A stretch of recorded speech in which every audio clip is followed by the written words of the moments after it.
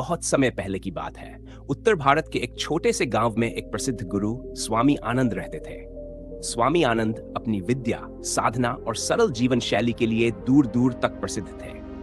उनका आश्रम गांव से थोड़ी दूरी पर पहाड़ों के बीच स्थित था, जहां शांति और प्राकृतिक सौंदर्य का साम्राज्य था। लोग उनके पास ध्यान, चमक, शांति और आध्यात्मिक मार्गदर्शन की खोज में आते थे। स्वामी आनंद का मानना था कि सच्चा ज्ञान किसी कीमत पर खरीदा नहीं जा सकता, बल्कि समर्पण, निष्ठा और कठिन परिश्रम से प्राप्त होता है। गुरुजी के आश्रम में हर उम्र के विद्यार्थी आते थे, पर उनमें से एक शिष्य राघव बाकी सबसे अलग था। राघव शहर का रहने वाला एक युवा था जो बहुत ही धनी परिवार से था। उसकी परवरिश ऐसी हुई थी कि वह हर चीज को पैसे से तौलता था। उसके माता पिता ने उसे बचपन से सिखाया था कि पैसे से सब कुछ खरीदा जा सकता है, और राघव ने यही सीख अपने जीवन में उतार ली थी। राघव के जीवन में कोई भी चीज स्थायी खुशी नहीं ला पा रही थी। उसके पास बड़ा घर, महंगी गाड़ियां और ऐशो आराम के सभी साधन थे, परंतु फिर भी उसका मन बेचैन था। उसे जीवन में कुछ कमी महसूस होती थी, जिसे वह समझ नहीं पा रहा था। एक दिन उसने अपने एक मित्र से सुना कि स्वामी आनंद के आश्रम में सच्ची शांति और आत्मज्ञान प्राप्त किया जा सकता है। इस विचार ने राघव को आकर्षित किया और उसने तय किया कि वह स्वामी आनंद से मिलकर अपनी बेचैनी का समाधान करेगा। गुरु के पास आना राघव अपने महंगे वस्त्र और चमचमाती गाड़ी में आश्रम पहुंचा। आश्रम का वातावरण एकदम शांत और सादा था। वहां के शिष्यों के साधारण वस्त्र और जीवन शैली देखकर राघव को थोड़ी असहजता हुई, पर उसने सोचा कि उसे यहाँ सिर्फ अपने सवालों के जवाब चाहिए। उसने स्वामी आनंद से मिलने की इच्छा प्रकट की और शिष्यों ने उसे गुरुजी के पास ले जाकर बैठा दिया। गुरु आनंद ध्यान की अवस्था में बैठे थे। कुछ समय बाद उन्होंने आंखें खोली और राघव की ओर देखा। राघव ने तुरंत कहा, गुरुजी, मैंने सुना है कि आप जीवन का सच्चा ज्ञान प्रदान करते हैं। मैं यहाँ उस ज्ञान को पाने आया हूँ। मेरे पास धन की कोई कमी नहीं है। आप जो भी शुल्क चाहे मैं देने को तैयार हूँ। आप बस मुझे वह सिखा दें जो आप जानते हैं। स्वामी आनंद ने उसे ध्यान से सुना और मुस्कुराए।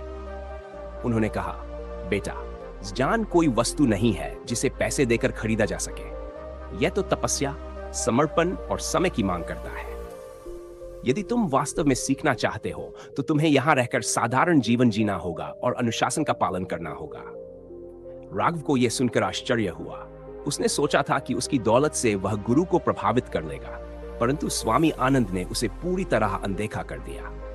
फिर भी राघव ने ठान लिया कि वह यहां रहकर देखेगा कि इस साधारण जीवन में ऐसा क्या है जो उसकी बेचैनी को दूर कर सके।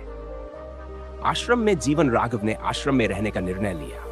वहां का जीवन उसके लिए बिल्कुल नया और कठिन था। सुबह जल्दी उठकर ध्यान, योग और फिर आश्रम के काम करना। उसे न तो कोई विशेष सुविधा मिली और न ही किसी प्रकार का विशेष व्यवहार। उसे बाकी शिष्यों की तरह साधारण भोजन और वस्त्र मिले। धीरे धीरे राघव का अहंकार कम होने लगा, परंतु वह अब भी सोचता था कि किसी न किसी दिन वह स्वामी आनंद को पैसे देकर ज्ञान प्राप्त कर लेगा। एक दिन जब राघव को आश्रम में आए हुए कुछ महीने बीत गए, उसने गुरुजी से फिर पूछा, गुरुजी, क्या अब आप मुझे ज्ञान देंगे? मैं यहाँ कई महीने से मेहनत कर रहा हूँ। मेरे पास बहुत सारा पैसा है। आप जो चाहे मांग सकते हैं। गुरु आनंद ने शांतिपूर्वक उत्तर दिया, तुमने अभी तक सीखना शुरू भी नहीं किया है राघव। ज्ञान पाने की योग्यता तुम्हारे भीतर ही है, उसे पैसों से मापा नहीं जा सकता। राघव को यह बात समझ नहीं आई। उसने मन में सोचा, यह कैसे हो सकता है? मैं इतना धनी हूं और ये लोग जो यहाँ साधारण जीवन जी रहे हैं, उनके पास तो कुछ भी नहीं है। फिर भी गुरुजी मुझे कुछ नहीं सिखा रहे। गुरु की परीक्षा कुछ समय बाद स्वामी आनंद ने राघव को एक दिन बुलाया और कहा, राघव, अगर तुम सच में सीखना चाहते हो तो तुम्हें एक कठिन परीक्षा देनी होगी। क्या तुम तैयार हो? राघव, जो पहले से ही अधीर हो चुका था, तुरंत मान गया।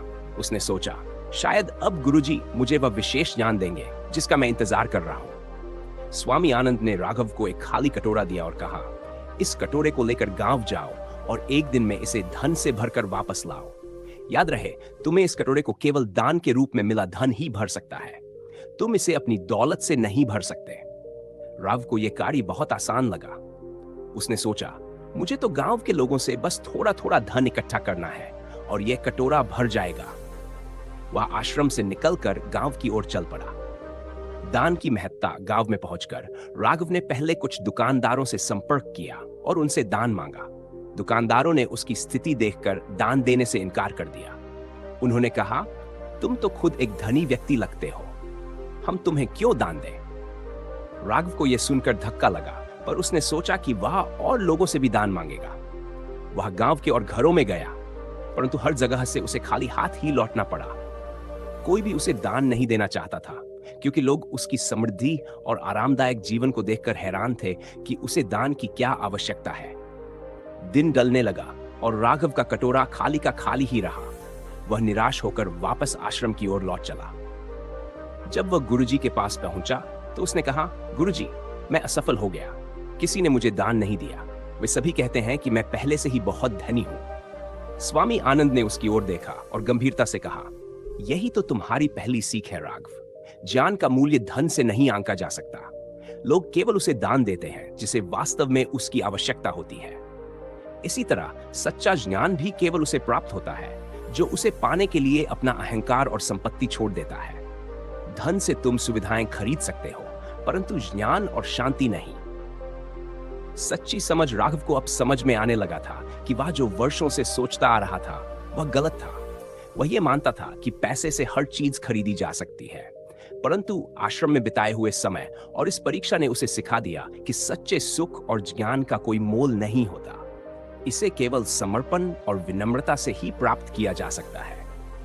वह गुरुजी के चरणों में गिर गया और कहा, गुरुजी, मैं अब समझ गया हूं। मुझे क्षमा करें कि मैंने ज्ञान को धन के तराजू में तौलने की भूल की।